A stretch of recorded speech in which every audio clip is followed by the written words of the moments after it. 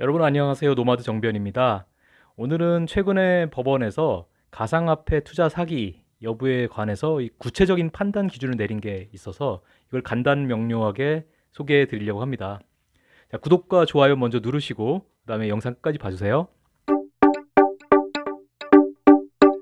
네, 최근 법원에서 가상화폐 투자 사기 여부 이거에 대한 구체적인 판단 기준을 내려가지고 주목을 좀 받고 있는데요.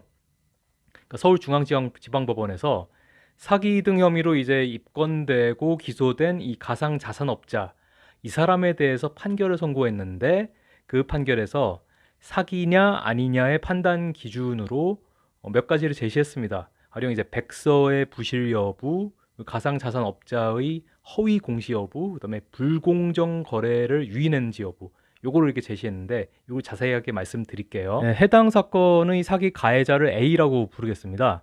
이제 A는 2019년 4월경에 블록체인 기반의 웹툰 플랫폼을 이제 오픈을 합니다. 그리고 해당 플랫폼에서 사용할 수 있는 가상화폐 이거를 이제 발행을 해요. 그러니까 A는 이제 투자자들한테 이렇게 얘기합니다. 이 가상화폐에 투자하면 최소 10배에서 뭐 최대 100배의 수익을 얻게 해주겠다. 이렇게 해서 한 30억 원 가까이를 이제 받아 챙깁니다. 끌어들입니다. 이제 이 A는 재판 과정에서 주장을 해요. 자기는 사기를 친 적이 없고 편취라고 우리가 표현하거든요. 그런 편취의 고의가 없다. 자기는 그렇게 주장을 합니다.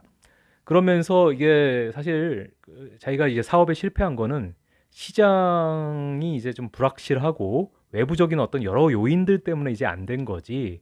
그래서 사업의 수익을 이제 얻지 못한 거지 자기가 사기치려고 그런 게 아니다. 라고 하면서 무죄를 주장해요.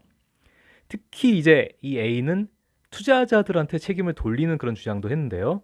예컨대 뭐 투자자들은 가상화폐 이게 투자의 위험성이 굉장히 높은 걸 알면서도 투자했기 때문에 책임은 투자자들한테 있지 나한테는 없다. 뭐 이런 취지로 이제 다투었어요.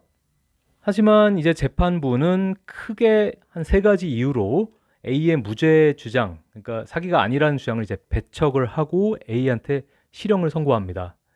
재판부 어떻게 얘기했냐면은 먼저 가상자산 발행에서 발행인, 여기서 A죠. 발행인의 능력이나 실체가 불명확하고 그다음에 토지 초기의 투자 결정의 중요한 판단 근거인 백서, 화이트 페이퍼 여기에 중요한 사항을 거짓으로 기재하거나 또는 누락하는 경우.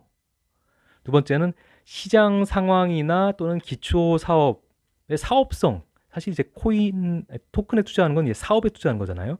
이 사업성에 관해서 굉장히 과장된 그런 공시를 하거나 허위의 공시를 했다. 이런 경우. 세 번째는 비정상적인 시세 조정, 그다음에 조작 이런 걸 통해서 뭐 고수익을 제시하면서 투자를 유인했다.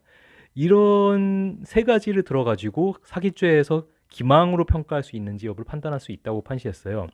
이걸 좀 더 풀어서 설명드리면요. 첫째로 이제 가상자산 발행은 이제 ICO라고 하잖아요. 이니셜 코인 오퍼링인데 여기서 발행인의 능력과 실체가 불명확하다. 또는 발행이나 그 기초가 되는 사업을 추진할 이 발행인의 사업자의 기술적인 영업적인 능력이 굉장히 부족하거나 없다. 그럴 경우에는 사실은 초기에 투자할 때 굉장히 설명을 잘해줘야 되잖아요. 투자자들한테 이런 상황에 대해서. 그런데 이런 초기 투자 결정의 중요한 판단 근거인 결국은 백서. 여기에 중요 사항에 관해서 거짓으로 기재하거나 고의로 누락했다라든지 뭐 거짓의 표시를 하거나 오해를 방지하기 위한 그런 그 정보를 이제 제공하지 않았을 경우에는 이게 발행인과 백서가 부실하다라고 해서 사기죄 판단의 첫 번째 근거가 되는 것이고요. 두 번째는 사실과 다르다 또는 이게 지금 뭐 굉장히 장밋빛 전망을 제시하는데 이게 성사 가능성이 굉장히 낮은 사업이다. 그런데도 이제 이 시장 상황이나 기초 사업의 사업성에 관해서 굉장히 과장되게 허위의 공시를 하거나 공지를 했다라고 하는 이제 허위의 공시라는 두 번째 요건에 대해 설명을 했고 마지막으로 시장에 대해서 이제 합리적인 예측 범위 안에서는 이게 사실상 실현 불가능해요. 그런데도 비정상적인 어떤 시세 조종 또는 뭐 자기가 발행인이고 사업자이기 때문에 조작을 할 수 있다. 그래서 가상자산 가격을 인위적으로 뭐 자기가 조종할 수 있는 것처럼 하면서 고수익을 제시했다. 이러면서 투자를 유인했다고 하면 이런 불공정 거래 유인도 사기죄 여부의 판단에 하나의 요건으로 볼 수 있다라는 거죠. 이 세 가지가 된다는 것이 사기죄의 기망으로 평가할 수 있는 요건으로 법원이 제시한 것입니다. 자, 그러면서 법원은 A의 경우, 이 사건 A의 경우에 피고인이죠. 이 사람은 정상적인 가상자산을 발행하거나 뭐 상장할 의사 능력이 없었다고 판단을 했고요. 그다음에 가상자산 투기 열풍이 지난 몇 년 동안 있었잖아요. 이거를 틈타서 마치 큰 수익을 얻을 수 있는 것처럼 많은 피해자들을 속였다. 그래서 투자금을 편취했다. 이렇게 판단을 했습니다. 그리고 사실 이제 5년의 실형을 선고했는데 이거 상당히 높은 형량이거든요. 이렇게 높은 형량을 선고한 양형 이유에 대해서도 좀 언급을 했는데 구체적으로는 뭐 단체 채팅방 여기를 통해서 막 사람들의 투기 심리를 막 자극하는 그런 기망 방식 이런 게 굉장히 죄질이 안 좋다고 봤고 또 피해자도 다수 발생했고 또 범행 과정에서 피해자들한테 보인 태도 판결문에는 뭐 구체적으로까지 나와 있지 않은데 굉장히 그게 후안무치하다고 표현을 했어요. 그런 태도 그다음에 편취한 액수와 그 규모 굉장히 컸고 그다음에 수사기관에 수사 받으면서의 피고인의 태도 범행을 부인한 태도 이런 것들을 종합할 때 그 죄질이 굉장히 좋지가 않고 그리고 이렇게 피해 규모가 상당한데도 피해 회복이 거의 안 됐고 피해자들 대부분이 저 피고인 처벌해달라 이렇게 엄벌을 원하는 뭐 탄원서 제출하고 그랬겠죠. 그런 것도 중형을 선고한 이유에 반영을 했습니다. 네, 이상으로 이제 가상화폐 사기의 기준을 제시한 최신 하급심 판결을 소개해 드렸습니다.